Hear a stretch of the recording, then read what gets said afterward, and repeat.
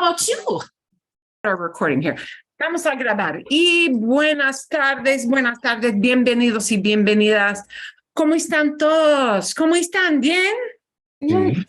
¿Todo va bien? Everything going well? ¿Todo les va bien? Bueno, ok. Entonces, hoy, esta noche, vamos a practicar, vamos a repasar el artículo un poquito de vivir en el extranjero. We're going to review that a little bit to see what questions you had from the reading. I'll pull that up. So, you don't have to strictly, I don't think, pull up that article. Y vamos a practicar un poquito más con el condicional, que va a ser interesante. The one thing you may want to pull up if you use a double screen or if you need to have a printout, I am going to show you the one item, this particular file that I sent last week, condicional, and it's got all the rules. It's got, rules, formation. But what it does have, which you might want to have on hand, ¿dónde está? Aquí. Las preguntas de conversación, the conversation prompts. Okay. And we'll do a few together and we'll give you some breakout room time with some others and then kind of compare some notes and see if you understand how to use it. So there are 2 slides from there that had some questions. So if you want to pull up 2 screens and want to find that file, that's just a reminder of the one and only file you really need to have for tonight. Okay. A ver, y vamos a escuchar más ejemplos, siempre más ejemplos con condicional. The examples we had last week were about the coffee shop, and this will be a kind of similar, but it's sort of interesting because there's some body language in the next example that will help you. So, okay. Al principio, at the start, voy a poner aquí en la pantalla el artículo aquí de la mujer que tiene más o menos 40 años y la historia de que ella cuenta, the story she tells, we use cuenta for telling a story. Ella nos cuenta la historia de cómo su mamá se mudó desde Estados Unidos a España y de su experiencia vivir como una jubilada en España y qué pasa y cómo tratan los demás, how everybody else, cómo los demás tratan a su mamá como residente o habitante de España en su vejez, in her old age. But I do want to point out some things here real quickly, and I hope I can find this quickly. You will see, ¿por qué practicamos ahorita con condicional? I want to point out that conditional will not be as repeated, as frequent, as well-worn as presente, subjuntivo, imperfecto, pretérito. It will not fill a whole page of an article. It will not fill a whole page of a conversation, but it will, bop in here and there. So our first little appearance here. Uno de cada 5 estadounidenses tendría más de 65 años entre 2010 y 2020. 30. Tendría. Here's our first appearance. It will pop up, conditional, as needed, but it will not be as frequent, as well worn as present, past, really even subjunctive.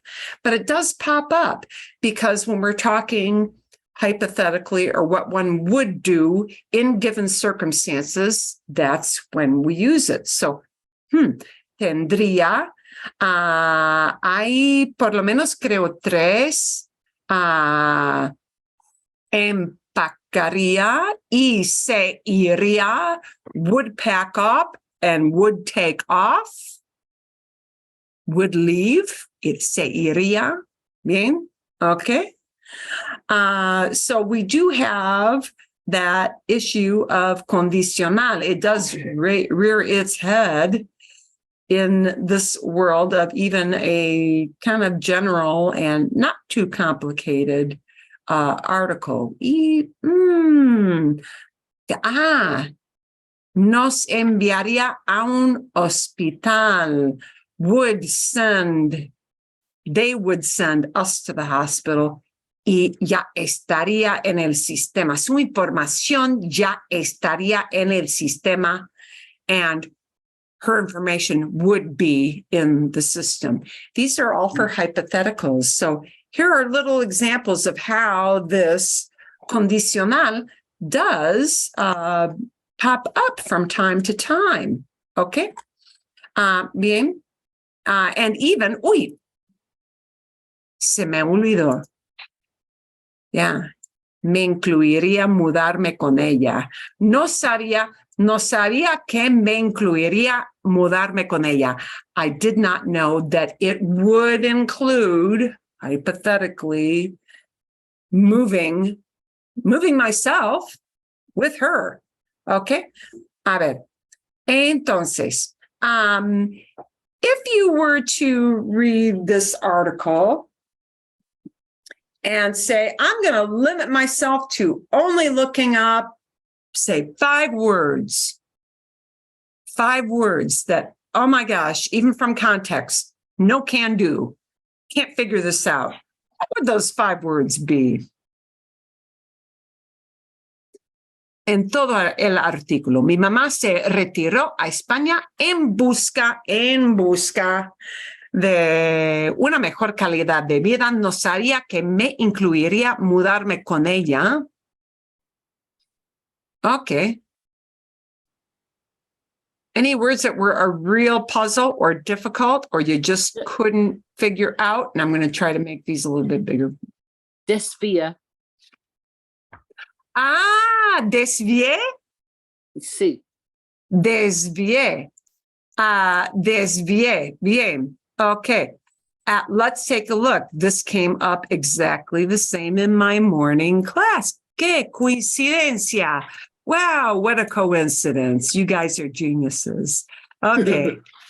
Desvié. Okay, let's get some clues. Let's look at the context of the rest of the sentence here. A los 40, at 40. She's talking about her age. Okay. A los 40. And the word that's omitted but understood is años. She could have said it as a los 40 años, but she didn't.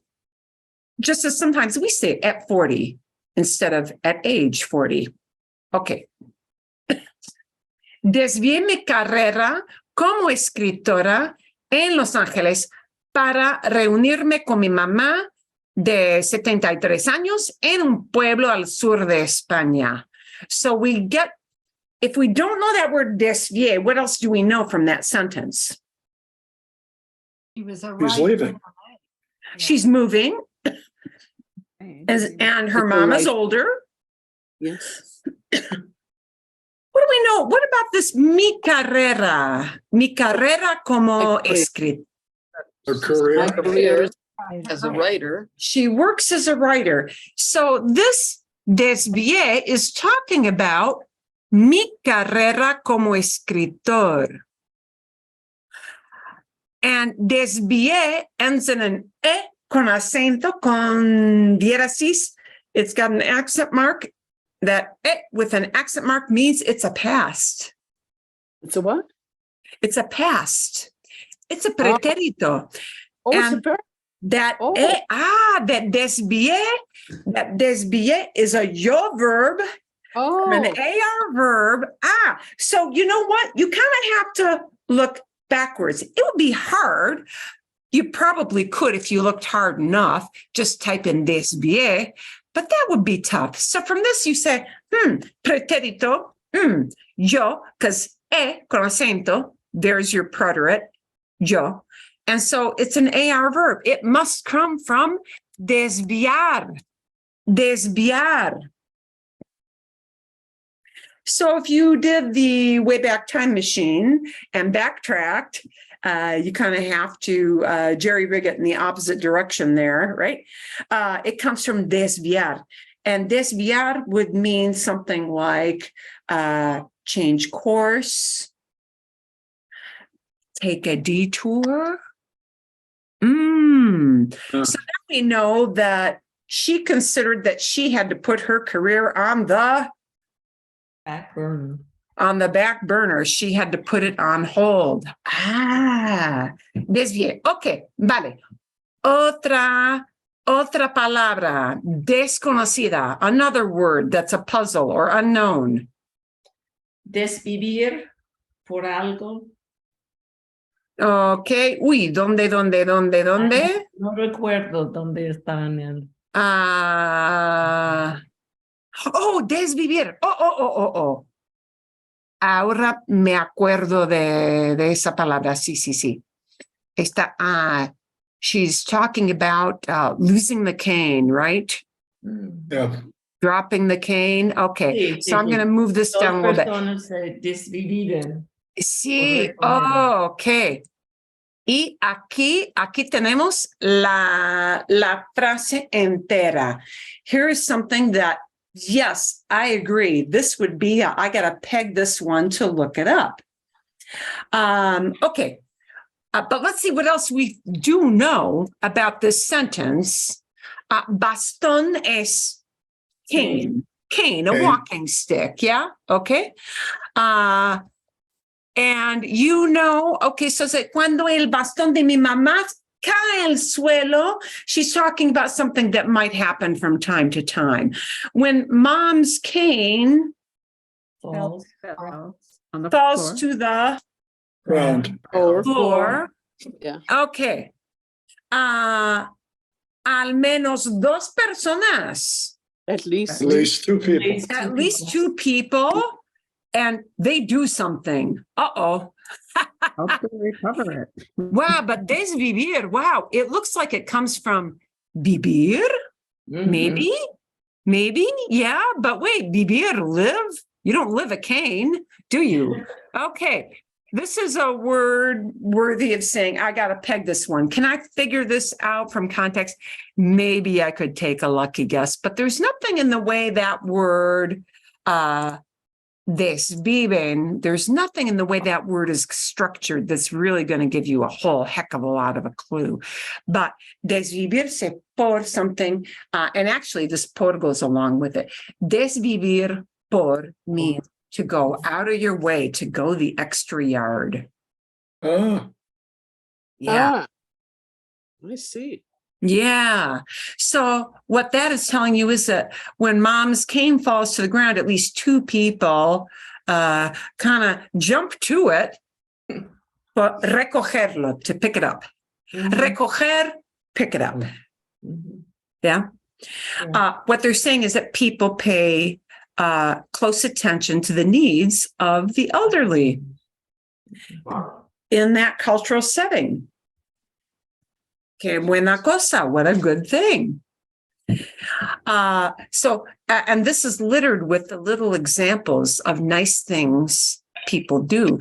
But she starts it off with la cultura andaluza valora a sus ciudadanos mayores. Andalusian culture, this is the southern part of Spain, values its older citizens. En cada evento social, los abuelos están tan involucrados en las festividades como cualquier otra persona. In every social event, grandparents are Involved, involucrados might have been a worth it looking up word. That's kind of a tough one to figure out on its own. Are as involved in festivities, the things everybody participates in, as any other person.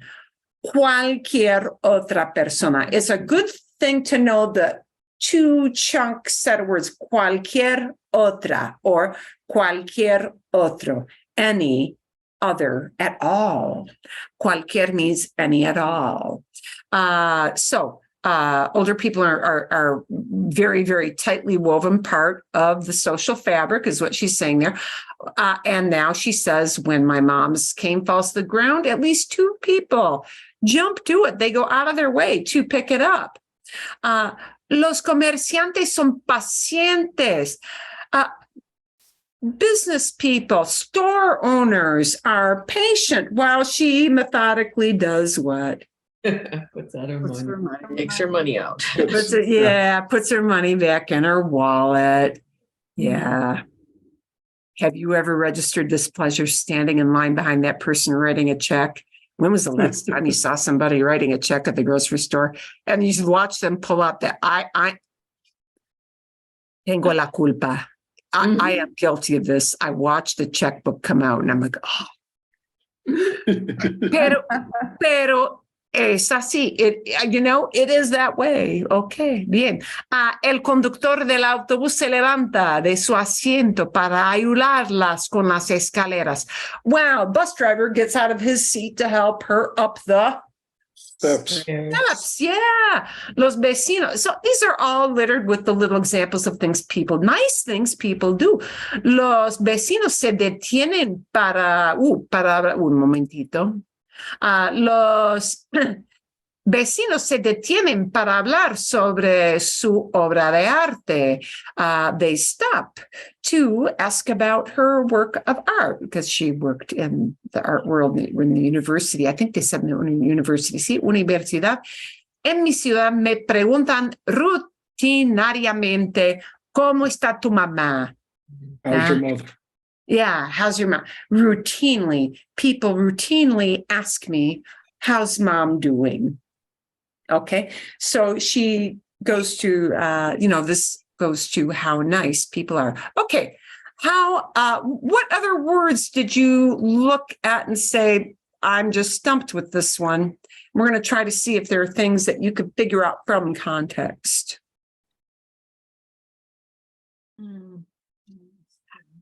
Hábitos cotidianas. I didn't know what that was. Tough word. Daily. Daily. I Cotidiana, or it could be in a masculine form, cotidiano, depende del sustantivo. It depends on the noun, it's modifying. Cotidiano means everyday, daily stuff. Well, there's an English cognate, quotidian. There is, sí, existe, there is. But how many of us use that word? But that is a great, but it is a great example of how really our higher level English words have some kind of a Latin root that, if you are familiar with those words, you might know. But some of these words are words we may not think about in just regular chit chat. Is the point, yeah? But if you read very widely or know some other things, it might work. Extranjero. We don't have Foreigner. Extranjero, foreign. But when it's an adjective, it's foreign. Un país extranjero. Una lengua extranjera. Bien. If we use it as a noun, because the same exact word can function as a noun, el extranjero, and they use it later in the article, el extranjero as a noun shifts to mean abroad. Okay. Viajamos al extranjero, al extranjero, abroad. So some of these words do double duty, depending on if they have more than one function. Okay, vale. Hay más preguntas. You have picked up on two of the really probably the biggest, hardest words that were in that article. But a lot of things, you know, you might be able to pick up just from, okay, aquí, por ejemplo.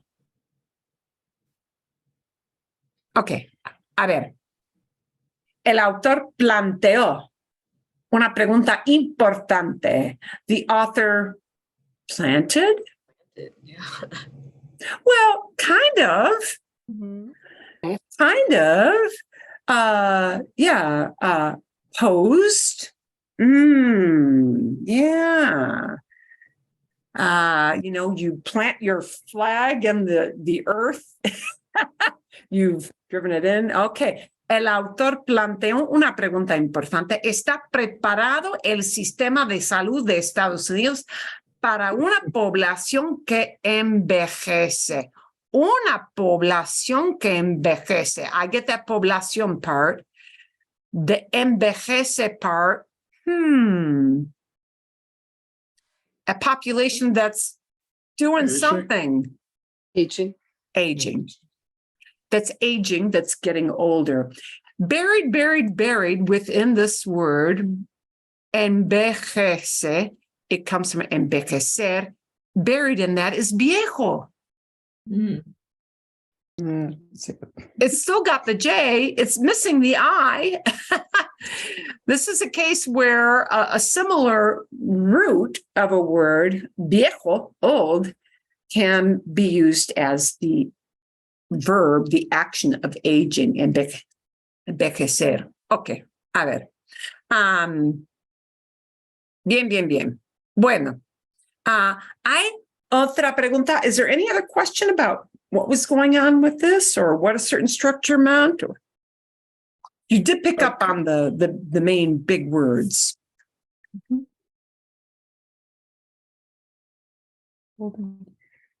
No, nada?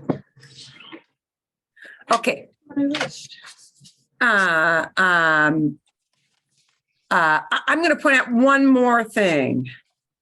And what we're doing this for is to get an idea of how to play detective a little bit and try to figure out some words without having to dig into that dictionary, okay? And take an educated guess. Make a good hypothesis. Mi pareja y yo pasamos un par de años viajando entre Los Ángeles y España. My partner and I spent a couple of years, un par, a pair, so that's a couple. Un par de años, a couple of years traveling between LA and Spain. Pero finalmente decidimos instalarnos en España. But finally, we decided to install ourselves. But it is that. It is that. Instalarnos, sí. What do you do when you install something? Set it up. You set it up. You plug it in. You get it in the notch and jiggle it in there, right? Make it fit. That's what instalarse is, right?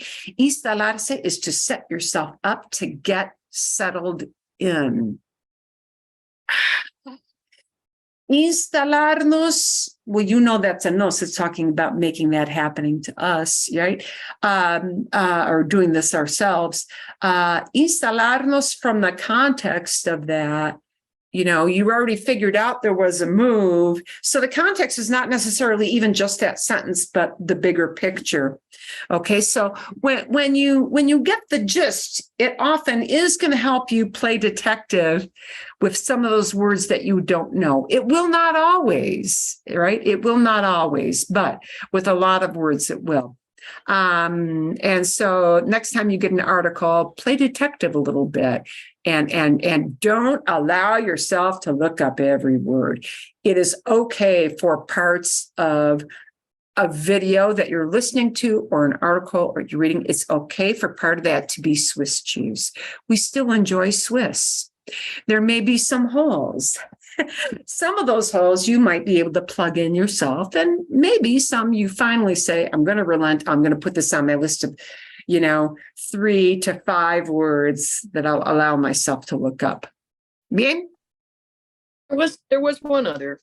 Oh, okay.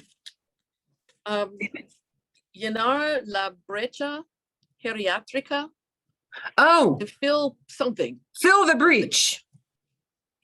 fill the Fill the breach. breach. I'm going to show you what she's talking about because yeah. Oh, okay. Un informe llamado Llenar la brecha geriátrica. An article called Filling the Geriatric Breach estimated that 1 in 5 U.S. citizens would be 65. Ooh, would be theoretically, because that stretch of years, we're in the middle of it, but we're not at the end of it yet. Tendría más de 65 años entre 2010 y 2030. Would be older than 65 from 2010 to 2030. It's talking about not the great resignation, the great retirement of the baby boomer era. Yeah. Bueno, buenas preguntas. Ok. A ver. ¿Otra pregunta o no? Si no, entonces... Oh, perdón, ¿no? No. Ok, siguiente, next. Siguiente, el condicional.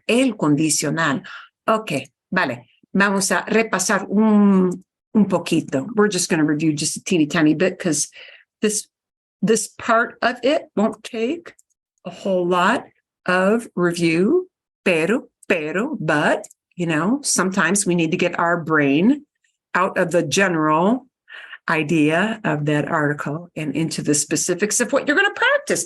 El condicional, conditional, and it means would, but not would as in the habitual sense. Would has two purposes in English. Would, as a verb structure, could mean something that habitually happened, like Grandpa would always keep a special candy in his pocket for me. That's talking about the past, what Grandpa always did.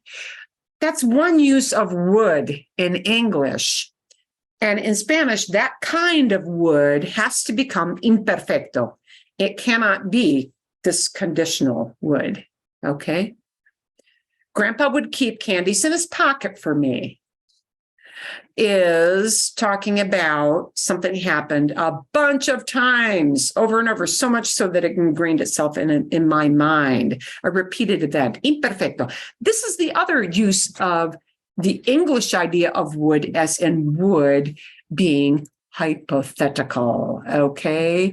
And so how do we do that? And that kind of would is, wow, I would close the blinds if I could reach them. But that's hypothetical because I can't reach them. Yeah. I would answer that question if I knew how to respond. Would indicate that, I would answer it, but I can't answer it because I don't know how, right? So this is the kind of would we're looking at. Okay, condicional. Es fácil de formar por lo general. It's easy to form in a general sense because it uses all of these endings you knew from the old imperfecto as the ia endings, those happy endings we use with er, ir verbs to say somebody used to do something. Except now, instead of slapping on the ia endings, which you knew from imperfecto as ia, ias, ia, íamos, ia is only in Spain, ian, all of those that we would use for comería, comerías, comería, comeríamos, comerían. Instead of taking comerían, we would have to keep the ER of comer on. So they can become a bit of a mouthful to pronounce because you're keeping an extra syllable of the AR, ER, IR. You're keeping that instead of removing it. But the nice thing about conditional is that you don't have like a totally mind-blowing, I've never seen these kind of verb conjugations before. Yeah, you've seen these before. We're just using them in a different way. We're using them with the whole infinitive. And we don't have to change gears and use different conjugations for AR versus ER, IR. All the infinitives use the same kind of conjugations. So, okay. That's a little quick review. And here are our examples of what they look like in a typical, very vanilla flavor sort of verb. And notice that a lot of verbs we normally think of as, oh, I hate that verb ser, I hate that verb ir, it's so irregular. Oddly enough, not irregular in this tense. Okay, so lavaría, sería, iría. Wow, things that, you know, for sería and ir, sería and iría, you normally think of those as irregular verbs, but in this particular tense, they're not irregular. So, okay, vale, bien, that's a good thing. Are there irregulars? Well, shoot, sadly, yes, there are, right? Your coffee ordering video, told, yeah, the following ones. Poder, sadly, is an irregular, okay? They used poner in our coffee video, and they used querer. Querer, which querría, yeah, that one. And there are some other notables, some which you'll take a look at more maybe next week, like these. These two that are super, super truncated from decir and hacer are super problematic because they drop a whole bunch of letters. Just drop them. Yeah. So those two are kind of tough to get to know compared to the other ones, you know. These D things, well, yeah, you know, are they odd? Yes, they're odd, but can you get used to it? Yeah, I can get used to that. Yeah. These two are a little tough to get used to because they drop so ding dang, so many letters. But we're not going to work as much with those two tonight. Okay, a ver. So hypothetical would do something is one use, and we actually had yet a different use of el condicional in the coffee video, and that was to be polite. And that is also important, okay? So if you're the type of person that says, I'm never going to write this stuff, oh, you may occasionally read some of it, and you may occasionally hear some of it. Conversationally, actually, the reason that guy who lives in Yucatan, the U.S. expat who lives in Yucatan, the reason he listed condicional, or one of the reasons, is that this is frequently used to be more polite. And we're going to hear some more examples of that polite thing. And you're going to see some body language that comes into play here too, which is good. And she's going to tell you a little more about why. Uy, momentito. Al principio, well, let's go to the start here. A ver. Momento. I need to make sure I've got my sound turned on. Sí. Okay. A ver. Sonar cortés muchas veces tiene más que ver con la cultura que con el idioma. Oh, yeah. Being polite has a lot to do with, culture as well as language. Así que hoy vamos a ver 3 tips para sonar más cortés en español. We're going to see 3 tips for being more polite, and this is going to bring in the condicional. Especialmente en México. But I would El say primer anywhere. tip es utilizar el modo condicional. The first tip is use conditional. Use that to be nicer to people, because we all need to be kinder to people. You guys don't need to be kinder, but you know, it's every other schmuck in the world that's got to be more polite, right? It's all those other people who need to be more polite. But, you know, this is a thing of, that's really important when you're visiting another country so that you fit in, so that you make people want to help you. Being polite makes people want to help you when you're stuck. So, okay. Cuando Marilyn? utilizas este CC. See, she's using tiempo for tense. I've not heard that before. Yes, verb tense, un tiempo. Eso es. That is true. Tiempo does mean time, and tenses talk about time. And yeah, they use that word tiempo for tense as well. Gracias. And it also means weather, no? Sí. ¿Qué tiempo? Sí, sí, eso también. ¿Qué tiempo hace? What's the weather doing out there? ¿Qué clima hace? ¿Qué tiempo hace? Son iguales. Those are the same. But sí, tiempo. Tiempo is one of those words in Spanish that does double, sometimes triple duty. In this case, it's kind of doing triple duty. Yeah. Time, tense, weather. Yeah. It is a word that wears many hats. Spanish has a few words that wear many hats. English does that too, but we notice this more when it's with a non-native language. tiempo, le estás dando a la persona la opción de hacer o no hacer. Conditional. Oh, it gives the blessing. Using conditional tense is an automatic signal, you just using that tense, that you're giving that person the option of doing something or not. That is why it's considered polite. It is not a flat out order. By phrasing something in conditional, you're giving someone the option to do that thing or not do it, rather than being a bossy, finger wagging, go do it now kind of person. Okay, you'll see lo why. que le estás pidiendo. Entonces, hay una diferencia entre... A ver, déjame ver si lo traigo. Juanjo, ¿me pasas mi mochila? Oh, this is technically okay. Juanjo, ¿me pasas mi mochila?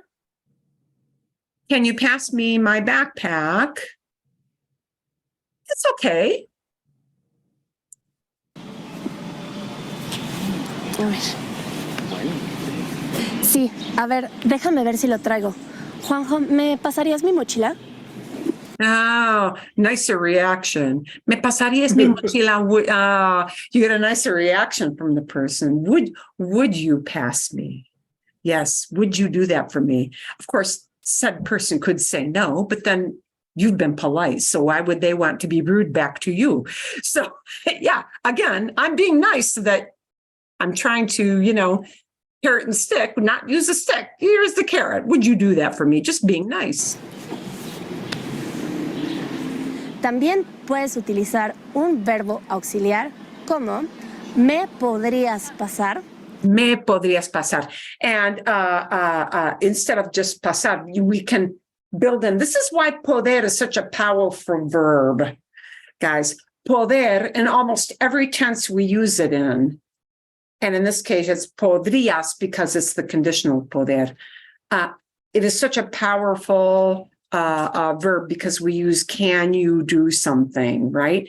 But if you learn just that word, podría, in its different forms, you can combine it with all kinds of different verbs. And you don't have to learn the conjugation for the second verb. All you got to know is podría. Here's, sneaky little trick number 2.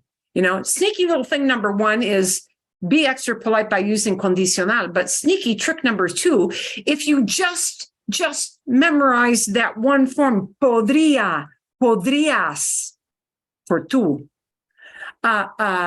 Just that one verb, you can combine it with other verbs and you don't have to do anything to the second verb, right? Me podrías pasar, me podrías dar, me podrías ayudar. Could you help me? Me podrías decir, could you tell me? Is there any difference between could and would in podrías? No, yeah. Okay, here podrías, right. The way that's phrased in the subtitle is, could you pass me? If I were to technically translate that, it would be, would you be able to pass me? Oh, okay. Would you be able to pass me? But the way we say that in English customarily is, could you? Yes. Yeah. So the common phrase we like in English is, could you? But here it's like, would you be able to? Right. Do they both mean the same thing? Sí, señor. So, yeah. Me podrías dar, me podrías traer. Otro tip es el tono que utilizas. The tone. Yes, the tone. Especialmente en México, la gente suele ser muy sensible al tono. Así que si quieres sonar más amable, te aconsejaría que prestaras atención en el tono que utilizas. No, no voy a poder ir. Estoy ocupada. Mejor nos vemos otro día.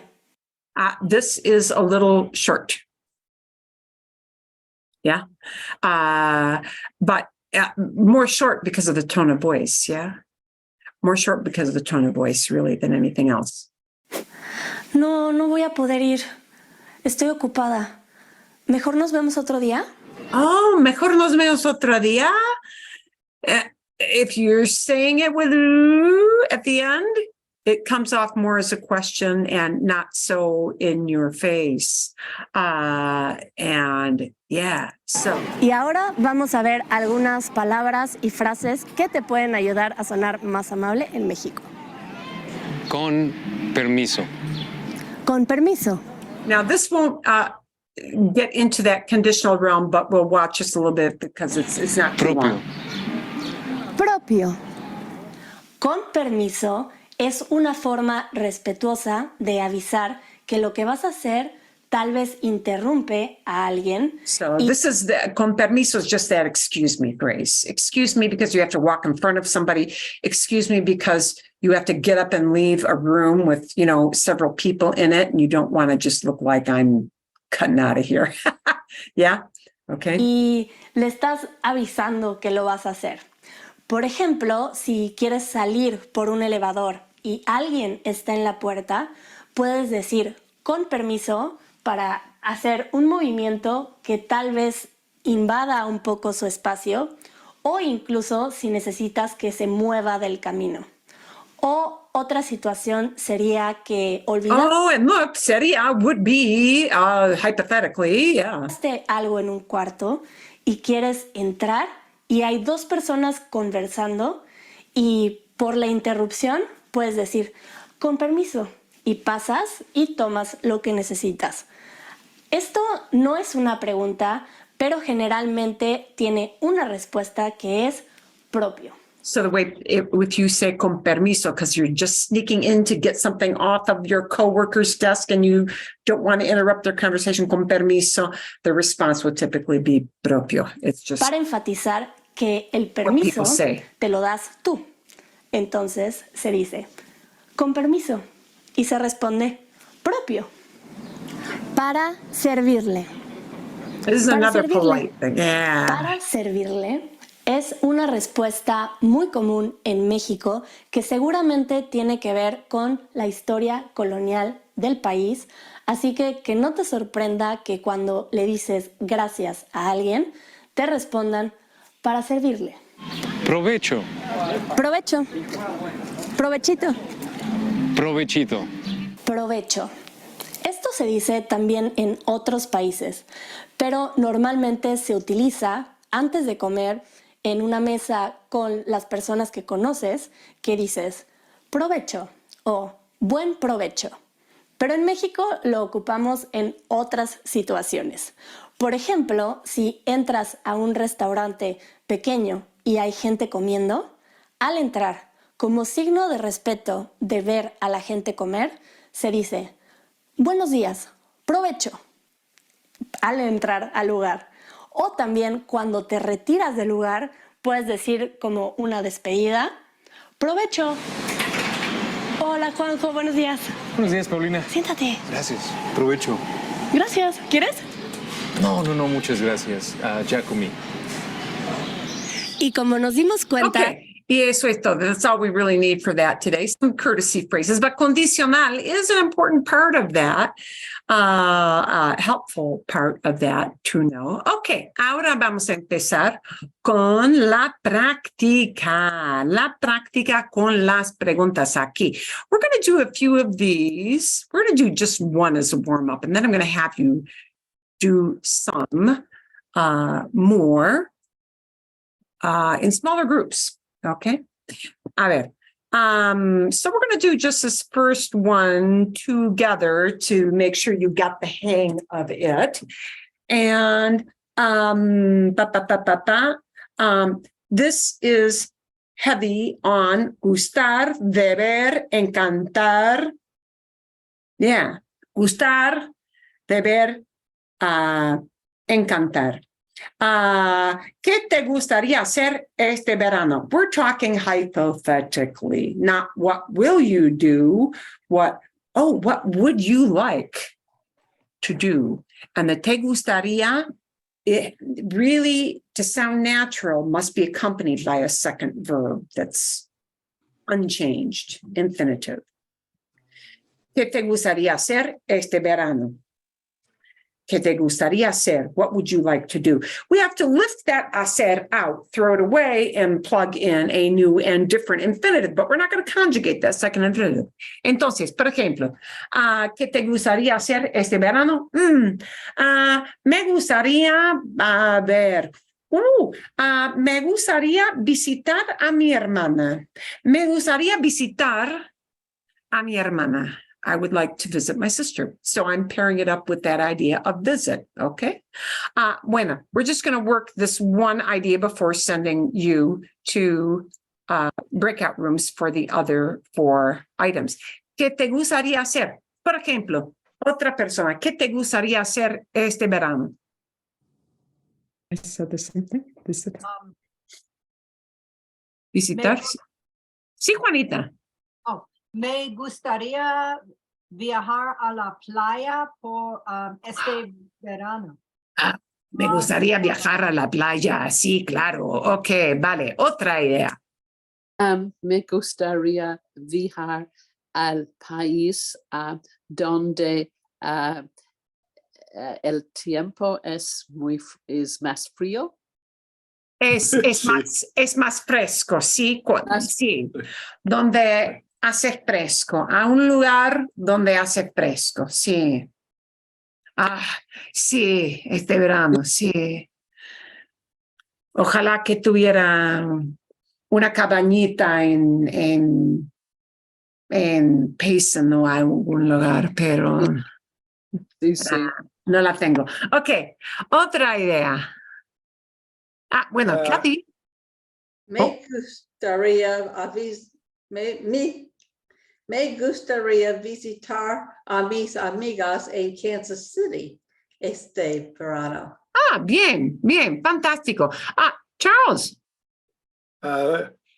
Este verano yo gustaría quedarse lejos de calor en el desierto.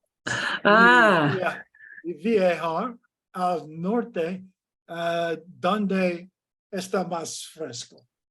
Bien, sí. Okay, but the only little one thing I want to remind you, we want to take that idea of yo, that word yo out when we use a me gustaría. Okay, you can say a mí me gustaría. That gets the big thumbs up. A mí me gustaría, but not yo me gustaría. Sí, me gustaría escaparme.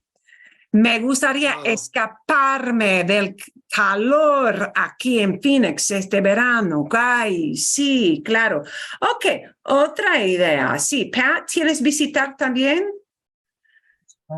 Me, Pat? Sí, sí. Okay. I just said, me gustaría visitar a mis nietos este verano. Este verano, bien, vale. Bueno, Karen.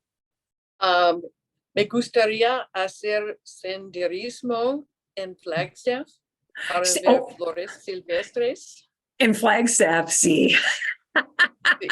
Es mejor. Todo es mejor en Flagstaff. Okay, vale, fantástico. Otra persona. Anybody else have an idea what they would like to do? Sí, Oh, no, I have a question about what you said to me. sí, sí. So yo gustaría quedarse, it's the quedarse that implies that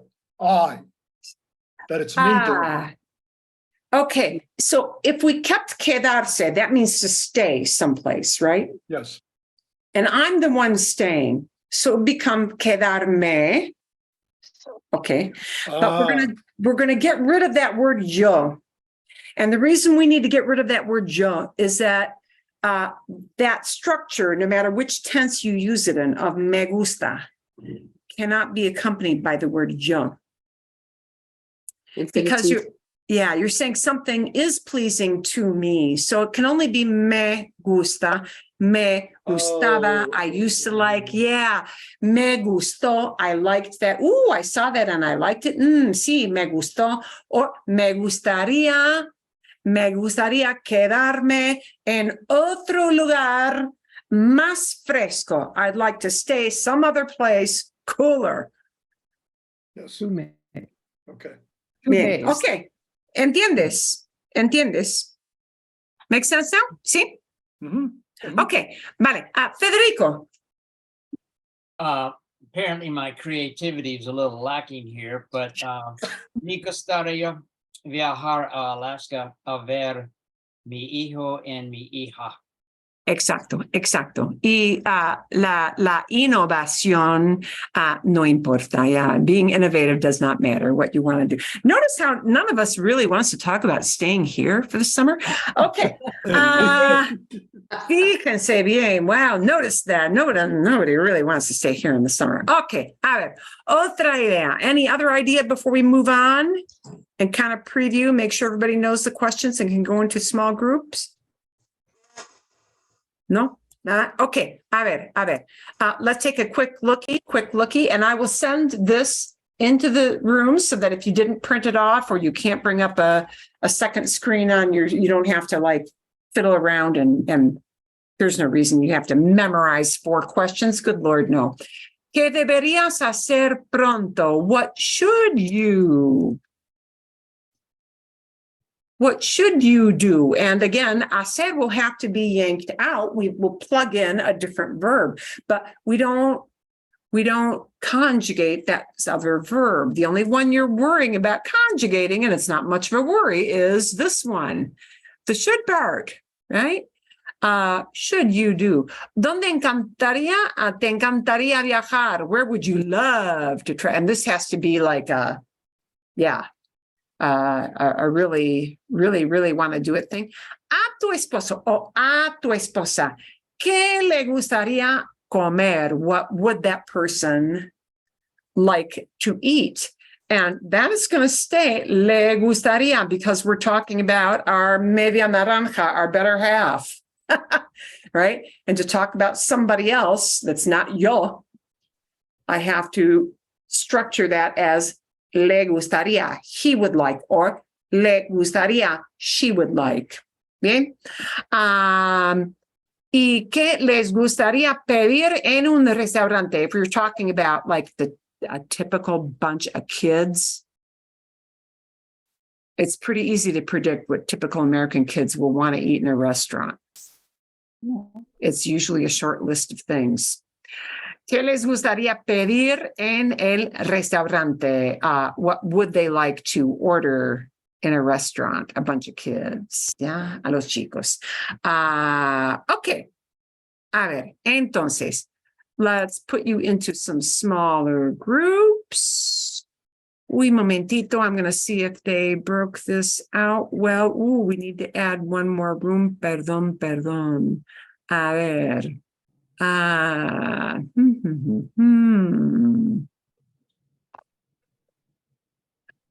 ver, bien. Y bien, momentito.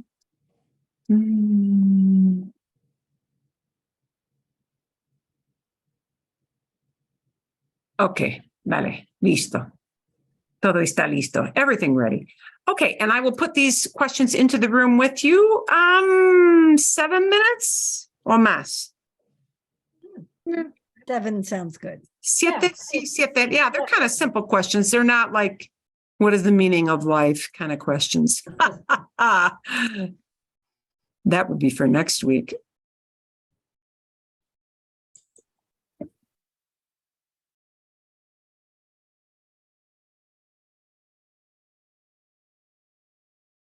Pues 7 minutos. Vamos a ver, vamos a ver. Tengo que... tengo que usar mi... No, eso no. Mi reloj.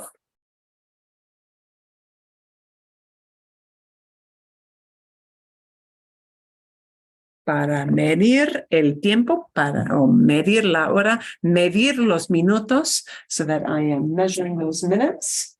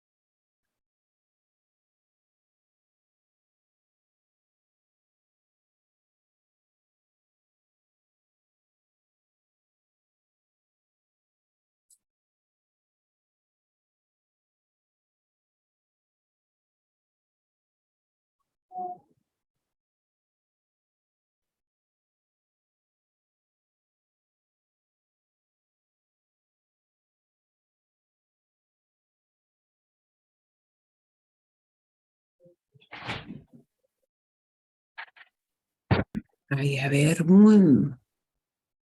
hay un gatito llorando. Wow. Oh,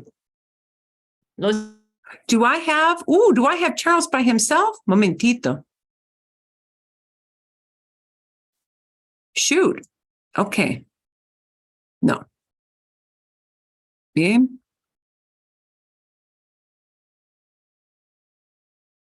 A ver.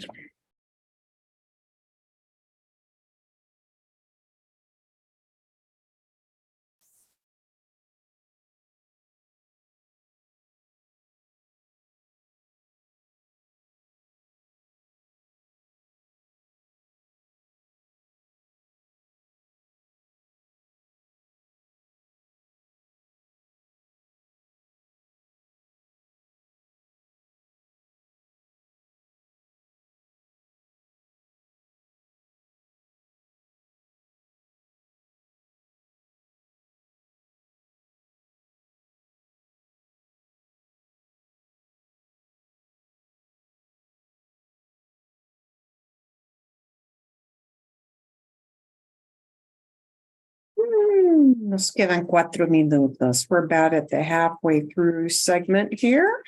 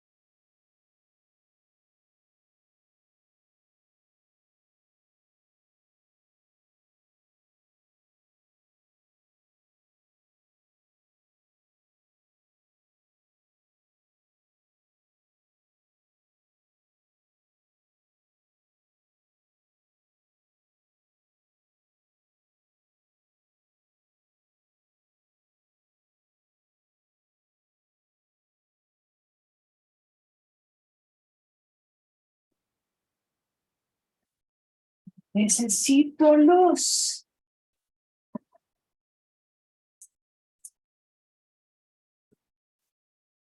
Need more light. Necesito luz otra vez. Ok, vale, vamos a cerrar los cuartitos. Los cuartitos de práctica. A ver.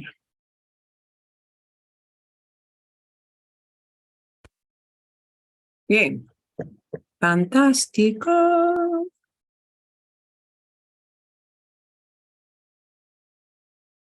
Y los demás van a llegar dentro de 1 minuto.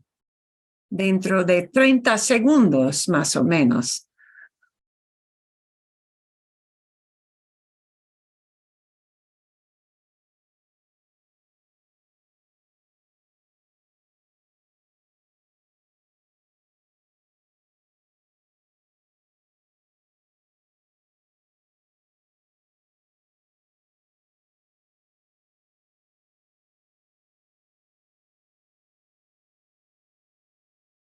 Ok, ok, aquí vienen los demás. Here comes everybody else.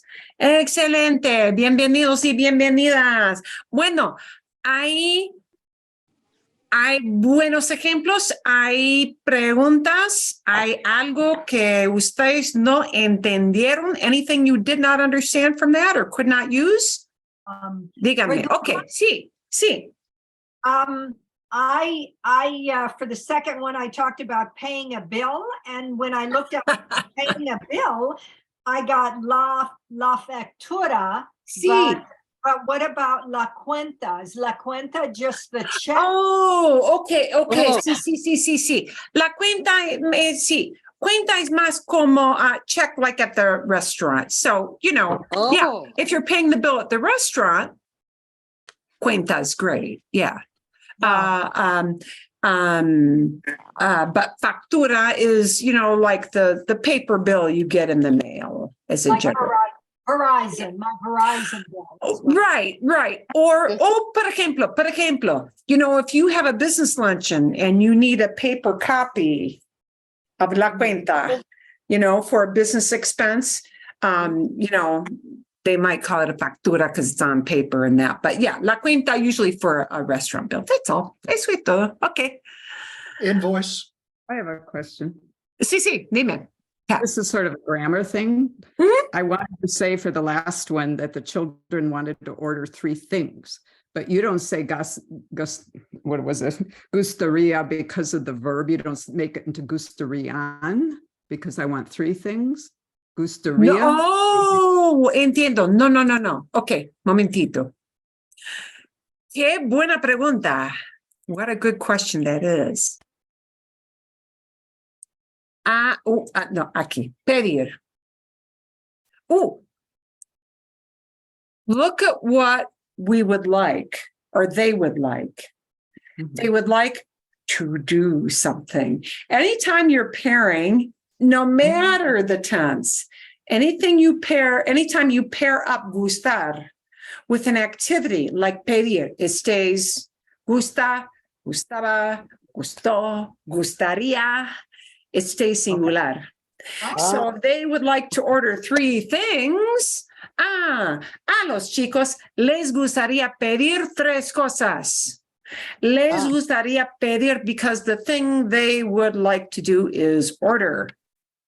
Okay, just checking. Okay, That is a very good question. okay, That so it does has not- nothing to do with that the chicos are plural or No. the things that they're ordering are plural. It's No. just the action. Okay. Gustaría looks at that word pedir. And Okay. pedir, activities are always considered singular. Entonces, esto es muy típico. Una situación muy típica sería así, como así. A los chicos les gustaría pedir papas fritas, pizza y hamburguesa. 3 cositas, ¿sí? Bien, ok, ¿vale? Pero les gustaría pedir pizza, papas fritas y hamburguesa. No les gustarían pedir, no. pizza. No. Yeah, because gustaría is looking at that word pedir, and when it looks at an action, it stays singular. Qué buena pregunta. What a good question that is, because we have to remind ourselves of these things. Sí. Bien. Okay. Otra pregunta. Otra dificultad. Any other little blip or problem? Sí, Federico. So I wrote, I need to invite two couples to come for dinner.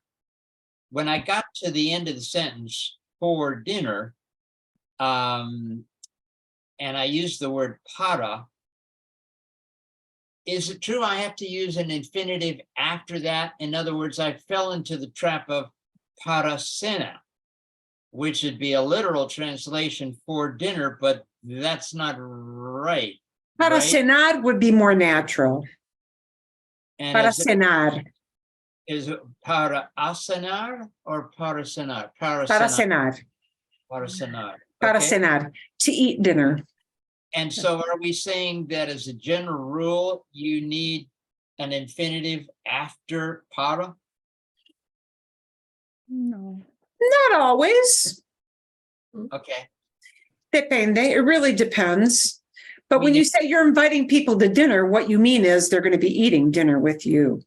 So Right. that's why para cenar really winds up sounding more natural. Okay. It would probably be a natural choice. To eat. Okay. But could something that's a noun follow the word para? Oh, yeah, right. I got it. Yeah, sure, it could. Right. Pardon me? It depends on the context. Sí, otra pregunta. How about for cena, For? for dinner? For dinner, No, not to Para eat cenar. dinner. no, No. no. Para la cena, No, para para la la cena, yeah, sí. But we wouldn't use por in that situation. Okay, you could, but you'd be changing, you could use por, but then you'd be changing the meaning. You'd be changing it to por on account of the dinner, because of the okay. dinner. Yeah. Okay. Por has that odd habit of changing the meaning of what comes after it to something else. And it would be poco probable, not very probable. To put it in that kind of a context. Son buenas preguntas. These are good questions. Algo más. Bueno, Esteban, dime. You see, forgive me, I get very confused sometimes. No, está bien. If I were to use the conditional this way, because I just looked up the verb, I thought, okay, I guess I'm right. A los chicos les gustan o les gustarían tres cosas. Oh, así, Can you say it sí, down? like that, Sí, ¿es sí, correcto? sí. But, here's the problem. Grammatically, that's Mhm. okay. However, this kind of feeds into that little end bit of the coffee video we had last week. When we talk about what they would like to order Mhm. or to eat, gustaría will typically be combined not with the foods, but with With a single that- item. with which the, then but with the gustaría. activity. Right, which We- is yeah. singular. Yeah. But in this case, you can use gustarían, use the plural form. And would it be if- still awkward? If I were talking about their general likes, Sí. les gustan la hamburguesa, las papas fritas y la pizza. Bien, fine, yeah. Kids like only three. A parent says about their kids, a mis hijos les gustan tres cosas. La pizza, la hamburguesa y las papas fritas. Bien, okay. That just talks about what they like. But whenever we talk about what somebody is going to order, we really need to keep it. Les gustaría pedir, les gustaría tomar, les gustaría comer, les gustaría beber. We need to, when we use gustaría, we pair it up with not a thing as much as with an activity Thank you. Gracias. in that context. I Yeah. find that it's helpful to just translate that as it pleases me or it pleases them, and then you don't think. Well, if you want to think about translating in your head, which is a pain in the neck, but if you want to do that, hey, yeah. So yes, it does mean pleasing, exactly. And the reason it stays singular, you're absolutely correct. That the reason it stays gustaría is because technically it means ordering the stuff is pleasing to them. That is why it winds up being les gustaría. Because the gustaría is talking about pedir, ordering, and the les talks about who it would be pleasing to.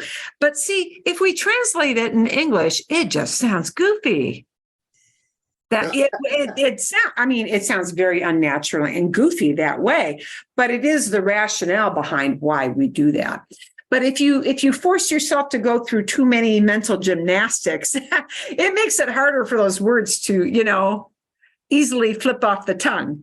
So, but you're right. That is why it gets to that point. Okay, otra pregunta. Any other question? Now, if you put los chicos in the front, and you just los said chicos. los chicos gustarían pedir. A los chicos les gustaría, Oh, you not still need gustaría. less? A los chicos, you could flip a los chicos to the front. A los chicos, sí, perfecto. A los chicos les gustaría pedir pum, pum, pum. Así. A los chicos. But it has to be an a los chicos with gustar. See, there's no other way to fiddle that one around because gustar is an oddball verb. It is oddball. It just is. Okay. I'm going to cut this short a little bit because I want you to get some practice here because this is going to warm you up for it next week. La semana que viene. So, I'm going to say we're probably going to get through 4 here. Probably only these 4. But let's take a look because this is the odd one. I don't want you to think too hard about what you see highlighted there. Don't think about it. Just know that it means if I had. That's all you need to know. Okay. Need to know basis. I don't want you to overanalyze it because you'll be making it hard for yourself. Okay, so let's take a look. We've got easy ones for the first 3 because these are all sería. Yeah. And they're all about what you do. They're not about they're about what do you do. Okay. Sería mejor, it would be better to do something, right? En el verano. Sería buena idea to do something mañana. Sería mala idea doing what? Okay. We're not going to inject a human being into these. Cuidado. We're going to just inject a verb. It would be good. It would be better to do what in the summer? It would be a good idea to do something. It would be a bad idea to do something. Sería, por ejemplo, sería mala idea traducir todo aquí en el cerebro. It would be a bad idea to translate everything. Sería mala idea traducir todo. It would be a bad idea to translate everything. Por ejemplo. Okay, vale. This last one is the only kicker, but the kicker is this. You just have to accept the si tuviera, just memorize that means if I had. Si tuviera, okay? Si tuviera más dinero, if I had more money, I would go where? Here is our conditional, and I plugged that in, and you're just going to fill it into an idea, your dream place, right? Not where you really plan to go, but si tuviera más dinero means you don't really have that money. That's what it means. The tuviera just means we ain't got that money. Okay, if we had more money, if we had, but we don't have it. Okay, bien. So you're going to do those 4 and then come back. Okay, a ver. Okay, bien. Uy.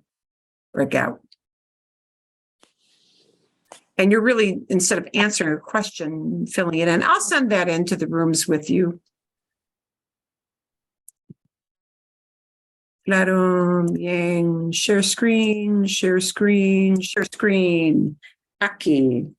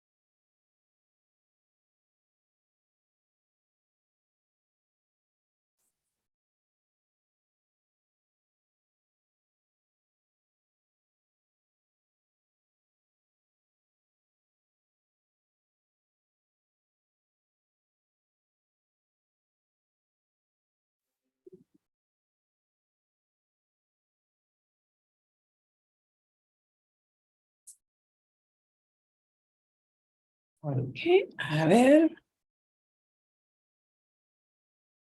Y vamos a cambiar.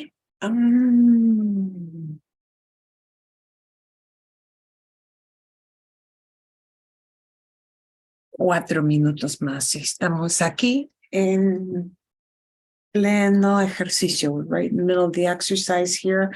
We'll bring people back in about 3-4 minutes.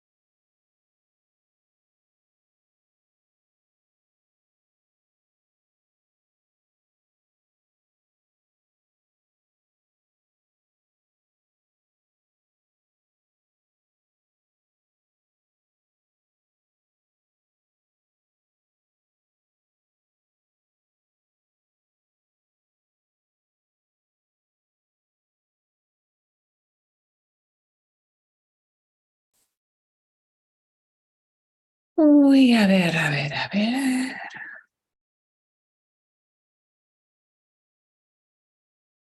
Unos minutos más o menos.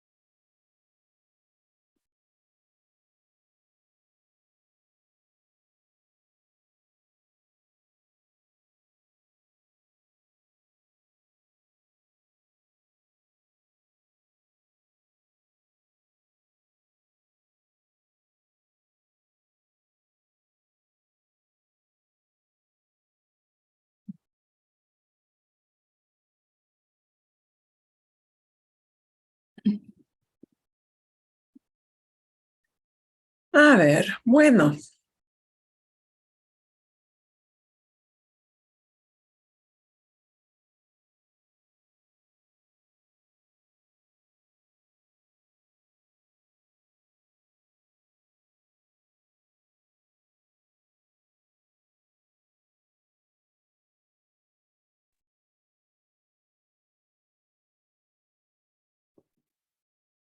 Ok, a ver, bueno, vamos a ver. ¿Hay ideas que ustedes quieren compartir? ¿Hay preguntas de algo que nos salió también? Anything that didn't turn out so well or anything that turned out great and you want to share it with everybody? I have a quick question, Marilyn. Sí, dime. For the very first one, I wanted to say it would be better to avoid traveling in the summer. So is it sería mejor evitar viajar en el verano, or could it, but I couldn't use viajando? No, No, okay. no. Okay, I wanted to use Sería mejor evitar viajar durante el verano o en el verano. Sí, exacto. Okay, it just feels weird to have the two verbs. After, Sí, pero está bien, but that's okay. We do that too in English. So that works. Sería mejor revisar tu sistema de aire acondicionado. ¿Sí? Por ejemplo, sería mejor usar menos energía con el aire acondicionado, algo así. ¿Bien? ¿Sí? Otras ideas, any other ideas you played with that you thought were good examples there? Or things that didn't, sí. Bueno, Juanita. Pregunta. If on number 4, if you're saying blah, blah, blah, yo iría, do you, because you're using ear, do you have to go, viajar, all right. Iría I got a. one thing right. Iría a España, iría a Londres, iría a París, iría a Buenos Aires, iría a Montreal. Sí, sí. The because you're using ear, it's Sí. Okay. We always need an because the point is to talk about where you're going to wind up, right? And that tells you to a place. Eso es, sí. Okay. Eso es. Ok. Una pregunta. Sí, dime. sería buena idea ponerme protector solar cuando vaya al jardín botánico. I was going to say voy, but when I double checked it, it said vaya. So do you need subjunctive because you used conditional? Yes, because you're talking about something that is not necessarily a habit, but when that will happen and it has not yet happened. Okay, so it Por needs to eso. be subjunctive. And that's why. Sí, Okay. sí, bien. Okay. Algo más. I want to take this last thing because I'm going to give you my one little example there, and I'm going to then show you where we're going to like head off to for next week, which is going to be in the same vein. Same vein, so same thing, but just slightly step up. Okay. Si pudiera, if I could. This is like the tuviera. You know what? If you look at these two terms, si tuviera, si pudiera, would you be able to guess that tuviera comes from tener? Yes. Yes. Yeah. Okay. Tuve, tuvo. Yeah, it looks like tuvo, tuvieron. It looks like tuvieron. But it looks like somebody got tuvieron wrong. But they didn't. A lot of times when we look at these verbs, you can tell what verb it comes from. You may not know the exact right tense. In this case, it's also a mood, but do you need to know all that? No.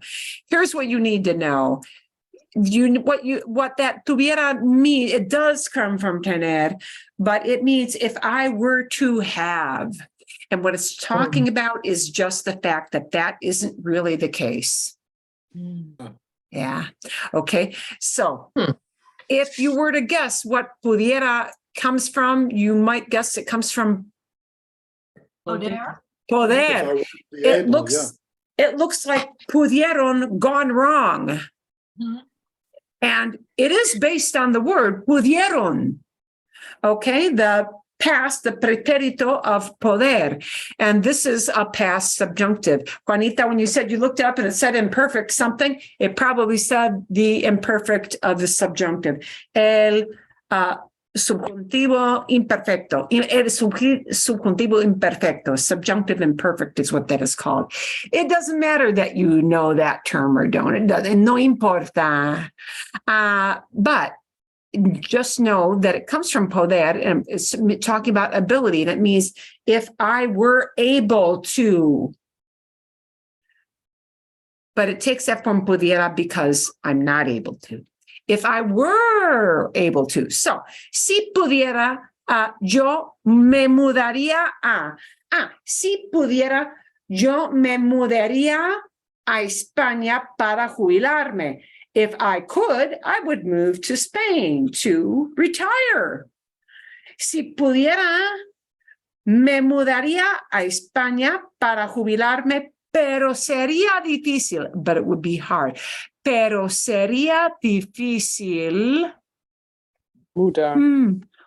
mudarme. Sería difícil buscar apartamento. Sería difícil a hacerme amigos con nueva gente. Sería difícil instalarme, set myself up, instalarme en otro pueblo. Así. Bien? Vale. These two things use that, what they call that past subjunctive, but what you should focus on is this part you know how to do, right? Because I'll feed up this part, right? You're focusing on the conditional that you're more comfortable using, and notice those reflexives stay reflexive. What you're gonna do, lo que van a hacer ustedes. You're gonna have a video, fairly slow, talking about what she would forbid if she ruled the world, but in this case, not really ruled the world. If she ruled Spain, what would she do? What? Oh, now we're going to jump into real hypotheticals, possibly even philosophical, the realm of things, sort of. Do turn on the CC box so that you see that prohibiría. That means would prohibit, but we would say I would forbid. I would not let people do something. Oh, and when you finish watching that video, and you'll probably have to watch it at least 2 times, maybe 3, to get the gist of it, you're going to go back to this old file you used this week, and there's one tag on slide. These are the new, more philosophical kind of questions I want you to think about. Según las ideas en el video, according to the ideas in the video, las cosas que yo prohibiría, the things I would forbid. Yeah. What would I forbid? Lo que, lo que yo haría, or what I would do. You can look at that from 2 sides of the coin. What I forbid, what I would forbid, or what I would do, right? Wave the magic wand, make everything change. Yeah. Yo prohibiría que la gente pagara con cheque. I would forbid people paying with a check in the supermarket. Okay.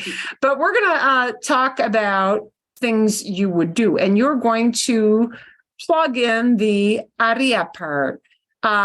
If I were president, you don't have to translate that. If I were president, actually, I'll put that in English so you know what that is. If I were president of the HOA of my neighborhood, if the IRS were to give me this kind of refund, if I could change one thing in my house, you're going to read it. You're going to be supplying a conditional. What I would do, and you're not going to be able to use haría. What I would do, you're going to have to plug in a whole new verb. Inconditional, right? If I were boss at my office, what I would do, right? If I were the head of an airline, if I ran an airline, yeah, what I would do. If I could better organize my workspace, home or office, no importa, it doesn't matter. What would I do? And plug in something completely new. ¿Qué cambiarías de tu vida cotidiana? I plugged in our mystery word, cotidiana. ¿Qué cambiarías de la vida cotidiana? What would you change in your everyday life? Yay! You can just talk about that. You're also have a short article, but I'm still working it on de la inteligencia artificial. Wow. Can I go back to my previous question? About via? Because if I say voy a, that hasn't happened yet either. I'm going to. You can say I'm going to do such and such. It's future. Yeah. That's future. Yeah.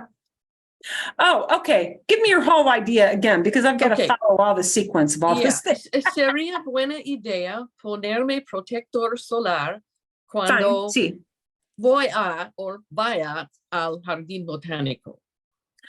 Vaya, probably still vaya, because you're not there yet. But even if I say voy a, I'm not there yet in any event. You're not there. But the intent is, see now, if you change the idea to say, every time I go there, I do this. Which I do. Okay. Es buena. Yeah, sí, siempre me pongo siempre me pongo crema protectora, crema solar. You know, there are lots of different terms for that. Cuando voy. Now you're talking about your habit. But sería, it would be good idea, can be seen as advice. Just you're throwing it out there in general, for me, for you, for anybody at all.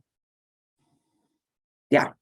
See, and you're not there yet. So we're not talking about ahorita with that. We're talking about hypothetically, it would be a good idea once I got there, and not there yet.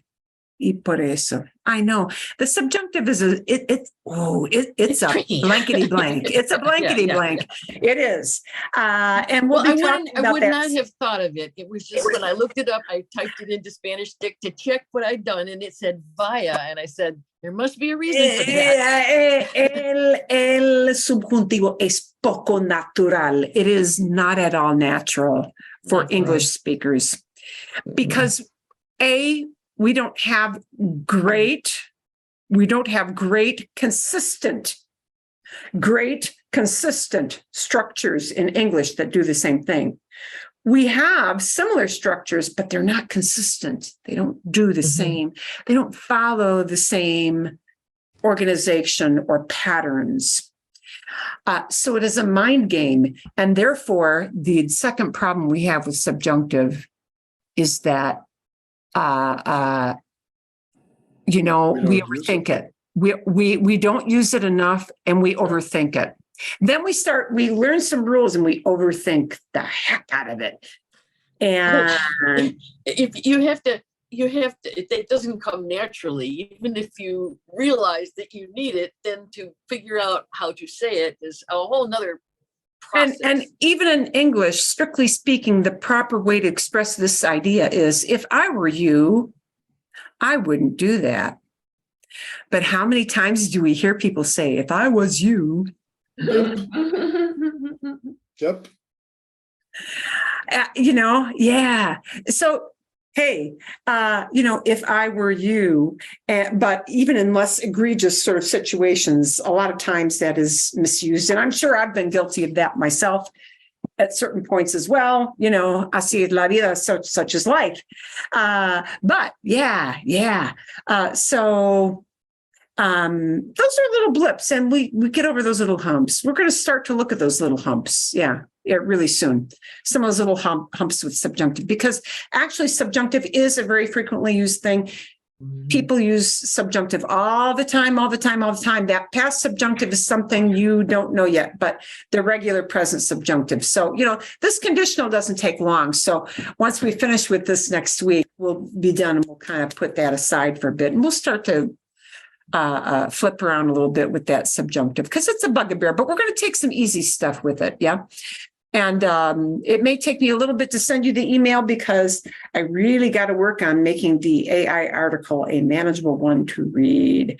I don't want you 10 pages. No. And you gave us all those hard questions. I am going to give you a little preview because this was I me siento tonta. I feel foolish. Me siento la tonta. I did not truly realize until I heard a podcast on the topic of AI last week with a particular person who is much smarter than I am, who basically said, well, how do you think they train? How do you think they train AI? Does somebody sit there and just code it all? That's kind of what I thought. Oh, no, there are people behind this. Actual people and they are not programmers. They don't necessarily code. AI, yes, of course, it learns to do it from the programming, but it needs thousands and thousands of Joe Schmoes like you and me to train it. And this becomes, one could say in some situations, even an ethical problem. It's kind of like Wikipedia, where anybody can go in and put anything they want. But the people in Wikipedia, do that because they say, ooh, I think I'm going to fix this. Okay. And the people with AI are actually paid muy poco. They are actually being paid to do this. I was unaware of this. So I started to do some digging. Like, it's very, very interesting. Yes. When you think about, think call centers, think all that. The thing, it is geared up to that degree. It is, one could say, the sweatshop of technology. the cyber equivalent of the old sweatshop of the industrial age.